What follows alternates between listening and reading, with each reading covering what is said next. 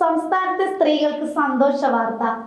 സംസ്ഥാനത്തെ സ്ത്രീകളുടെ ക്ഷേമം ഉറപ്പാക്കുന്നതിനായി കേരള സർക്കാർ ആവിഷ്കരിച്ച സ്ത്രീ സുരക്ഷാ പദ്ധതിയുടെ അപേക്ഷകൾ ഡിസംബർ 22 മുതൽ സ്വീകരിച്ചു തുടങ്ങിയെന്ന് തദ്ദേശ സ്വയംഭരണ വകുപ്പ് പ്രിൻസിപ്പൽ ഡയറക്ടർ അറിയിച്ചു.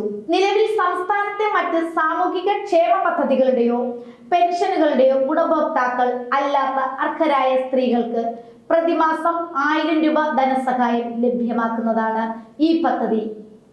KSmart.lsgkerala.government.in എന്ന വെബ്സൈറ്റ് മുഖേന തദ്ദേശ സ്വയംഭരണ സ്ഥാപനങ്ങളിലെ സെക്രട്ടറിമാർക്കാണ് അപേക്ഷകൾ സമർപ്പിക്കേണ്ടത്. കേരളത്തിൽ സ്ഥിര താമസക്കാരായ 35 വയസ്സിനും 60 വയസ്സിനിടയിൽ പ്രായമുള്ള സ്ത്രീകൾക്കും ട്രാൻസ് വുമൺ വിഭാഗത്തിൽപ്പെട്ടവർക്കുമാണ് പദ്ധതിയുടെ പ്രയോജനം ലഭിക്കുക.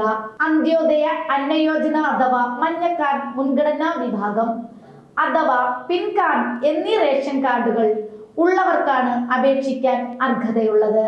വിധവാ പെൻഷൻ, അവിവാഹിത പെൻഷൻ, വികലാംഗ പെൻഷൻ എന്നിവയ്ക്ക് പുറമെ വിവിധ സർവീസ് പെൻഷനുകൾ, കുടുംബ പെൻഷൻ, EPF പെൻഷൻ എന്നിവ കൈപ്പറ്റുന്നവർക്കും ഈ പദ്ധതി പ്രകാരം ആനുകൂല്യം ലഭിക്കില്ല. കേന്ദ്ര സംസ്ഥാന സർക്കാർ സർവീസിലോ സർക്കാർ ഉടമസ്ഥതയിലുള്ള സ്ഥാപനങ്ങളിലോ സർവകലാശാലകളിലോ സ്ഥിരമായോ കരാർ അടിസ്ഥാനത്തിലോ ജോലി ചെയ്യുന്നവരെ പദ്ധതിയിൽ നിന്നും ഒഴിവാക്കിയിട്ടുണ്ട്.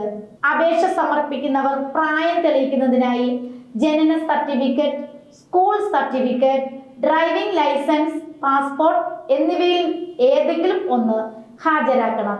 ഇവ ലഭ്യമല്ലാത്തവർക്ക് മെഡിക്കൽ ഓഫീസർ നൽകുന്ന സർട്ടിഫിക്കറ്റ് ഉപയോഗിക്കാവുന്നതാണ്.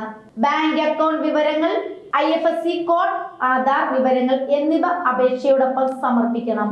അപേക്ഷയോടൊപ്പം സ്വയം സാക്ഷ്യപ്പെടുത്തിയ സത്യപ്രസ്താവനയും ഉൾപ്പെടുത്തണം. ആനുകൂല്യം ലഭിക്കുന്നവർ എല്ലാ വർഷവും ആധാർ അധിഷ്ഠിതമായി വാർഷിക മസ്റ്ററിംഗ് നടത്തണം.